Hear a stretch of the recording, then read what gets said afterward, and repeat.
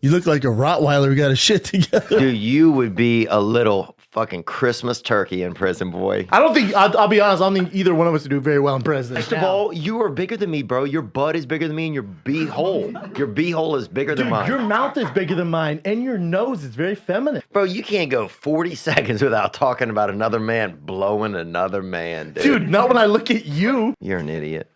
Sorry, you're not an idiot, but you pretty much also are one.